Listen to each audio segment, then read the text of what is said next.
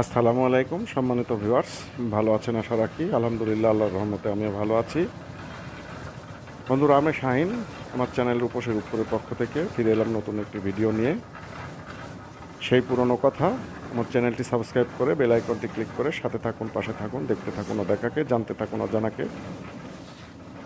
নিশ্চয়ই দেখতে পাচ্ছেন একটি মিক্সার মেশিনে ঢালাই মাখানো হচ্ছে এবং একটি বাঁশের সিঁড়িতে করে কিছু শ্রমিক সেই ঢালাইগুলো মাথায় নিয়ে ছাদের উপরে উঠে যাচ্ছে। তো নিশ্চয় বন্ধুরা বুঝতে পারছেন যে এটি একটি বাড়ির ছাদ ঢালাই হচ্ছে। তো আমি আসলে আমার চ্যানেলে আপনারা হয়তো লক্ষ্য করেছেন, মূলত আমি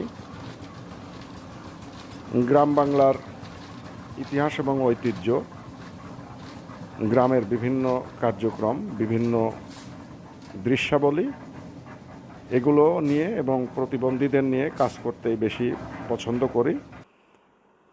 পাশাপাশি ফ্যামিলি ব্লগও করি, শিশুদের নিয়েও ব্লগ করি। তো আপনারা নিশ্চয়ই একটি জিনিস অবগত আছেন, গ্রাম বাংলায় কিন্তু এখনও একটি জিনিস প্রচলিত আছে, সেটি হচ্ছে যে কোনো বাড়িতে যদি ছাদ ঢালাই দেওয়া হয়, তো সেই ঢালাই কাজে যে শ্রমিকরা থাকে তাদেরকে তো খাওয়ানো হয়ই, সেই সঙ্গে নিকটতম আত্মীয় স্বজন এবং প্রতিবেশীদেরও খাওয়ানো হয়। তেমনি আমার পাশের মামার বাড়িতে আমার মার চাচাতো ভাই, ইনারা সেই বাড়িতে ছাদ ঢালাই হচ্ছে, তো তারই একটি রান্নার এবং খাওয়ার আয়োজন আমি আপনাদের সামনে আজকে তুলে ধরব, যেটি গ্রাম বাংলার একটি ঐতিহ্য। শহরে এটি অনেকটাই নেই বলতে গেলে। দেখতে পাচ্ছেন মাসকলাইয়ের ডাউল রান্না হয়ে গিয়েছে, আরেকটি চুলায় মাত্র দেখলেন গরুর গোশ রান্না হচ্ছে এবং পায়েস রান্না হচ্ছে। তো বন্ধুরা, আমি আপনাদের এখন দেখাবো বড় ডেকে বাহিরে চুলা করে ব্রয়লার মুরগির মাংস রান্না করা, যেটি আমি কিন্তু নিজেই এই রান্নাটি করছি। আপনাদের আমি এর পূর্বেও বলেছি, আমি কিন্তু আমার বাড়ি এবং আমার নিকটতম আত্মীয় স্বজনদের মধ্যে ছোটোখাটো অনুষ্ঠানের রান্না আমি নিজেই করে থাকি। তো আজকেও তার ব্যতিক্রম নেই। আমার এই মামাদের বাড়িতে এই ব্রয়লার মুরগির গোশ এবং ভাত, এই দুইটা আইটেম আমি নিজে রান্না করেছি। বাকিগুলো অর্থাৎ গরুর গোশ, মাসকলাইয়ের ডাউল এবং পায়েস, সেটি রান্নাঘরের মধ্যে মহিলারা রান্না করেছে। তো দেখুন, এখানে আমি প্রায় 20 কেজি মুরগির গোশ রান্না করব। তার মশলা একটি বাটিতে করে তেলের উপরে দিয়ে দিয়েছি, যেটি এখন মশলাটি কষানো হচ্ছে। আসলে আমার এই নাড়ার যে যন্ত্রটি, যেটিকে তলাশি বলা হয়, সেটি পাইনি বলে ছোট একটি বাঁশের লাকড়ি দিয়ে নাড়ার কাজটি সারছি। এটি কষ্টদায়ক, কারণ এই চুলায় কিন্তু প্রচণ্ড আগুনের হিট, সেই হিট লাগছে। একটু কাঁচামরিচ দিয়ে দেওয়া হলো ঝাল বাড়ানোর স্বার্থে। ব্রয়লার মুরগিতে তো একটু ঝাল হলেই ভালো লাগে। আর তারপরেও আপনারা আরেকটি জিনিস জানেন যে সাধারণত গ্রামে একটু ঝাল বেশিই খায়। আর বিশেষ করে আমার এই মামাদের বাড়িতে ঝালের পরিমাণটা খুবই বেশি খায় এনারা। তো দেখুন, কষানো হচ্ছে মশলা।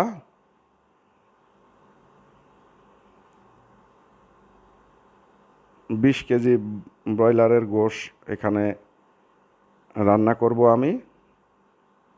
সেই সঙ্গে তার পরপরই 10 কেজি চাউলের ভাত। এই যে গোশটা, মশলাটা কষানো হয়ে গেছে, এবার গোশটা ঢেলে দিলাম।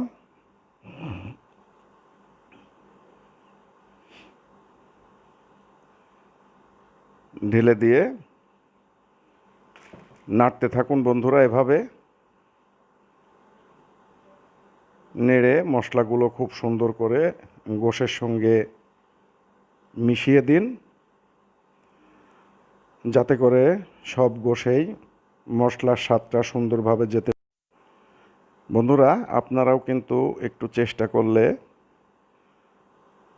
নিজ বাড়িতে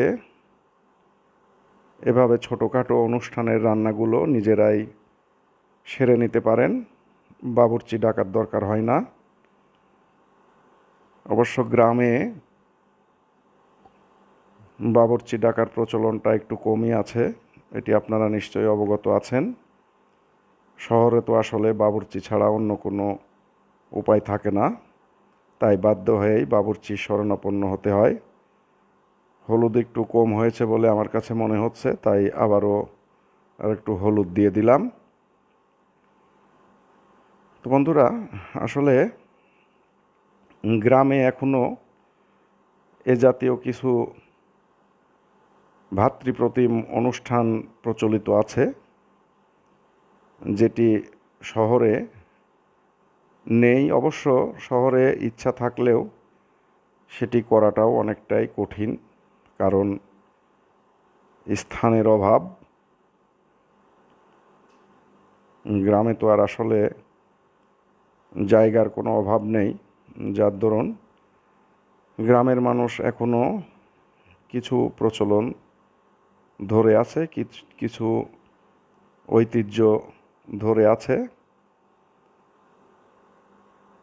তেমনই একটি ঐতিহ্য, এই ছাদ ঢালাই হলে ঢালাই সংশ্লিষ্ট লেবারদের এবং নিকটতম আত্মীয় স্বজনদের খাওয়ানো।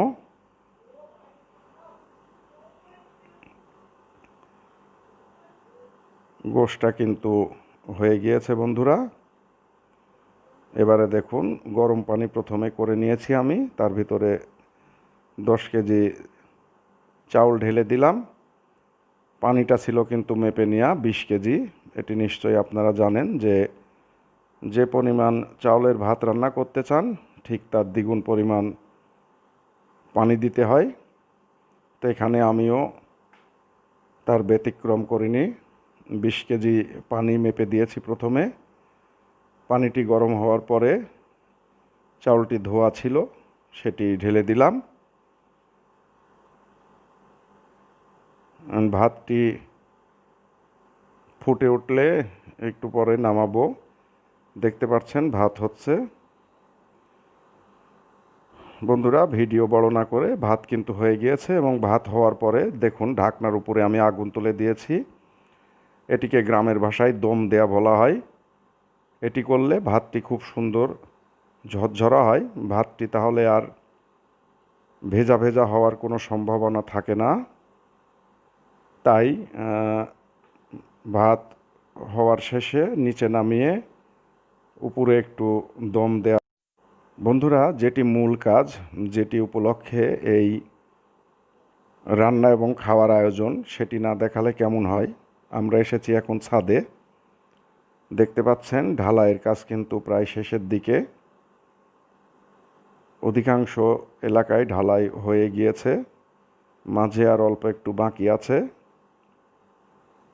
এটি আসলে অত্যন্ত পরিশ্রমের একটি কাজ, বিশেষ করে ঢালাইটি যারা মাথায় করে টানে। অত্যন্ত ভারী এই ঢালাইগুলো সিঁড়ি বেয়ে মাথায় করে উপরে উঠাতে হয়। প্রচণ্ড পরিশ্রমের কাজ।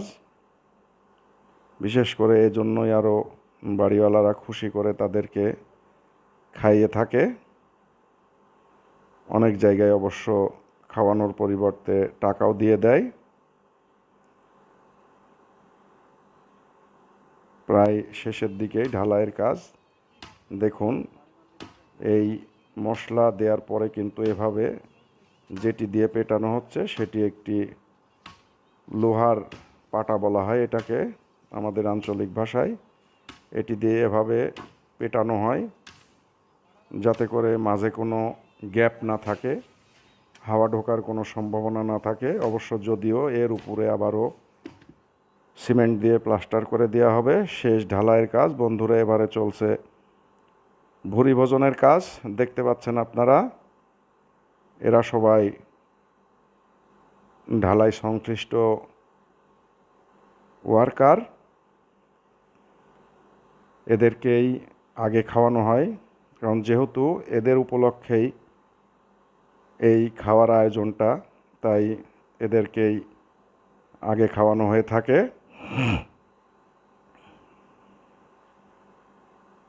খাওয়ানো হচ্ছে এদের, পাশাপাশি আমন্ত্রিত আত্মীয় স্বজনও আছে, তিনাদেরকেও খাওয়ানো হবে। তো আগে এই ওয়ার্কারদেরই খাওয়ানো হচ্ছে বা খাওয়ানো হয়। বন্ধুরা, এখানে কিন্তু আমিও এই খাওয়ার দলে শরিক আছি, আমিও খাচ্ছি। আমার অপর এক মামা এই খাবার পরিবেশন করছেন।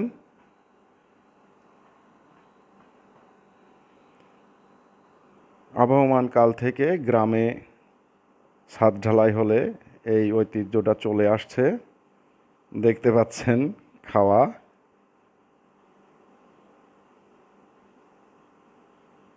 গরুর গোশ,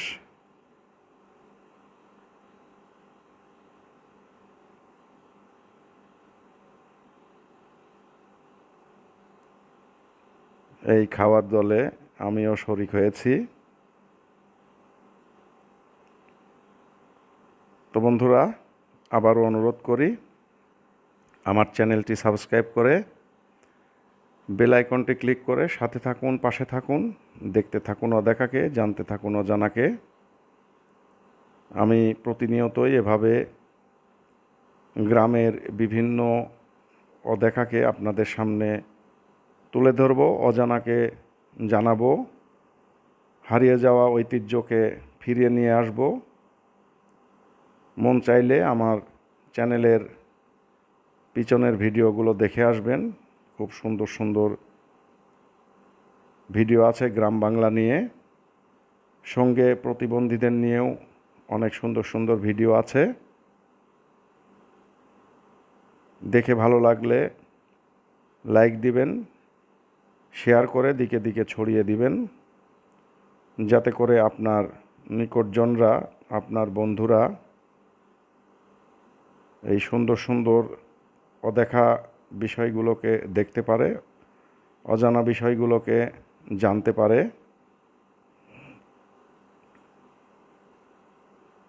দেখুন, এই ঢালাইয়ের কাজের সঙ্গে যারা জড়িত ছিলেন তাদের খাওয়া প্রায় শেষের দিকে। তাদের খাওয়া শেষ হলেই শুরু হবে আমন্ত্রিত অতিথিদের খাদ্য। অতিথিরা খাবেন। বন্ধুরা দেখতে পাচ্ছেন ইনারা আমন্ত্রিত অতিথি। স্ক্রিনে ইনি আমার নানি, আমার এক মামার শাশুড়ি, তিনিও এসেছেন। এবারে বাড়ির অতিথিদের খাওয়ার পর্ব চলছে। বন্ধুরা, নজর রাখুন আমার চ্যানেলে, দেখতে থাকুন অদেখাকে, জানতে থাকুন অজানাকে। আমি শাহিন ফিরে আসবো আবারও নতুন একটি ভিডিও নিয়ে। তৎক্ষণাৎ পর্যন্ত ভালো থাকবেন, সুস্থ থাকবেন। আল্লাহ হাফেজ।